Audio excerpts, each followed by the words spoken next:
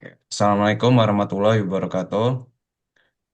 Kami dari kelompok 12 kelas D akan mempresentasikan hasil diskusi kelompok kami tentang rancangan metodologi binary classification pada dataset secondary mushroom.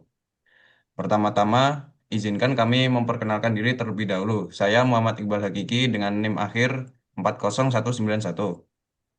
Saya Nadia Syifa Hairunisa dengan NIM terakhir 20023.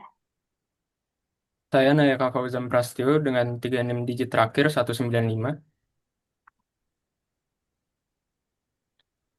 Oke, yang pertama di sini ada pengumpulan dan pelabelan dataset. Dataset yang akan digunakan berisi 20 fitur karakteristik jamur. Fitur tersebut mencakup aspek morfologi, misalnya diameter topi, bentuk topi, warna batang, tekstur permukaan, anatomi, yaitu insang, cincin, akar batang, veil. Selanjutnya hingga lingkungan hidup atau habitat dan musim. Beberapa fitur bersifat metrik, contoh diameter topi, tinggi batang, lebar batang, sementara sebagian besar lainnya adalah kategorikal atau nominal. Contoh, warna, bentuk, dan tekstur. Selain itu, fitur dataset juga sudah dilengkapi dengan label target berupa status jamur. Apakah termasuk edible atau dapat dimakan, atau poisonous atau beracun. Tahap pemeriksaan label juga dilakukan untuk memastikan konsistensi serta distribusi kelas yang seimbang. Selanjutnya adalah tahap pre-processing. Pre-processing merupakan tahap persiapan data sebelum digunakan dalam proses pelatihan model. Pada tahap ini, data mentah yang diperoleh biasanya masih mengandung nilai hilang, ketidakkonsistenan, maupun format yang belum seragam, sehingga perlu dibersihkan dan diolah terlebih dahulu agar dapat memberikan hasil pelatihan yang optimal. Tahap-tahap pre-processing yaitu pertama, data cleaning. Pada tahap ini dilakukan pembersihan data, termasuk memeriksa data yang hilang, data duplikat, atau format yang tidak konsisten. Tujuannya agar data lebih valid dan tidak mengganggu kinerja model. Yang kedua adalah data transformation, yaitu melakukan penyamaan format data, misalnya dengan normalisasi awal pada fitur numerik atau pengkodean dasar pada fitur kategorikal, sehingga data berada pada skala yang seragam dan mudah diproses. Yang ketiga adalah data reduction.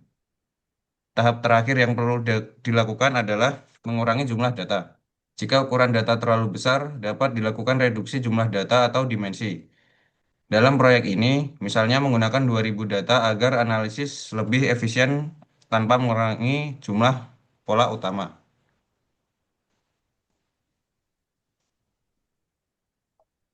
Selanjutnya mengenai fitur extraction, yaitu setelah melalui proses pre-processing, tahap selanjutnya adalah feature extraction. Tujuan dari tahap ini itu adalah untuk menghasilkan representasi fitur yang lebih ringkas, relevan, dan informatif, sehingga model machine learning dapat melakukan klasifikasi dengan lebih efektif. Langkah-langkah fitur extraction itu ada 4. Yang pertama, yaitu fitur kategorikal. Dengan menerapkan one-hot encoding untuk mengubah fitur kategorikal menjadi bentuk numerik 0 dan 1.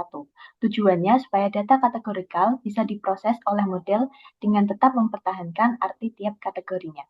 Langkah kedua yaitu fitur numerik. Dilakukan normalisasi pada fitur numerik agar semua berada dalam skala yang sama.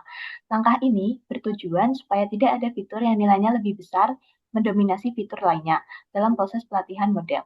Jika diperlukan, dapat dilakukan pembuatan fitur tambahan dari kombinasi variabel numerik untuk memperkaya informasi yang digunakan model. Langkah 3 yaitu seleksi fitur. Pada tahap ini dapat dilakukan analisis untuk memilih fitur yang paling relevan terhadap label target. Tujuannya agar model lebih efisien dan hanya memproses fitur penting yang benar-benar berpengaruh terhadap klasifikasi jamur. Langkah 4 yaitu reduksi redundansi. Jika terdapat fitur yang mirip atau memiliki korelasi tinggi, maka dilakukan penyesuaian seperti memilih fitur yang paling informatif atau menggabungkannya. Langkah ini bertujuan untuk mengurangi duplikasi informasi yang dapat menurunkan kualitas model. Berikutnya yaitu mengenai pembagian dataset. Dataset itu akan dibagi menjadi dua bagian untuk keperluan pelatihan dan pengujian model. Sebanyak 80% data akan digunakan sebagai data latih untuk melatih model. Sementara 20% lainnya itu akan digunakan sebagai data uji untuk mengukur kinerja model.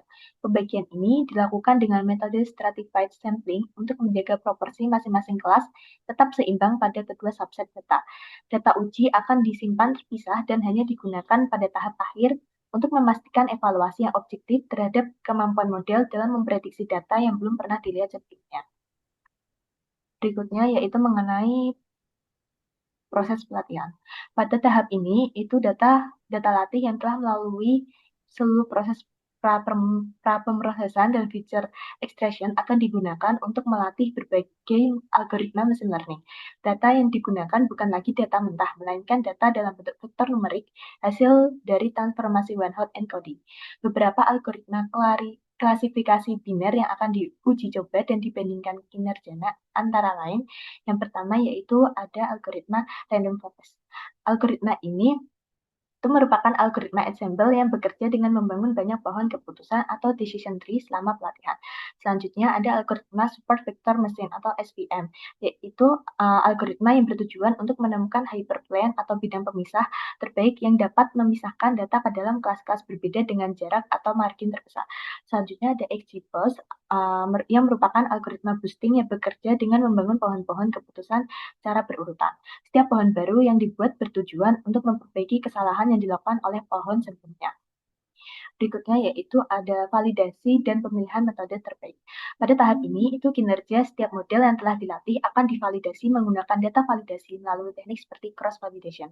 Proses validasi ini itu bertujuan untuk memperkirakan seberapa baik model dapat bekerja pada data yang belum pernah dilihat sebelumnya. Setelah itu, pemilihan model terbaik dilakukan dengan membandingkan performa setiap model berdasarkan metrik evaluasi yang relevan seperti akurasi, F1 score, dan terutama recall untuk kelas acuan. Model dengan kinerja terbaik akan dipilih untuk melanjutkan ke tahap pengujian akhir.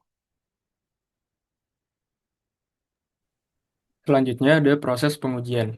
Pada tahap ini, model terbaik yang telah dipilih dari proses validasi akan diuji secara independen. Pengujian dilakukan menggunakan data uji yang telah disisihkan sejak awal dan belum pernah digunakan sama sekali. Tujuan utama dari tahap ini adalah untuk mendapatkan gambaran yang paling objektif dan realistis mengenai kinerja model. Hasil dari pengujian ini akan menunjukkan seberapa baik model mampu mengeneralisasi dan membuat prediksi yang akurat pada data yang sepenuhnya baru. Selanjutnya ada evaluasi kinerja model. Tahap evaluasi dilakukan untuk mengukur performa model yang telah dibangun menggunakan data testing yang belum pernah dilihat selama proses pelatihan. Evaluasi ini bertujuan untuk mengetahui seberapa baik model dapat melakukan generalisasi pada data baru. Berikut adalah metrik-metrik evaluasi yang digunakan. Yang pertama ada akurasi.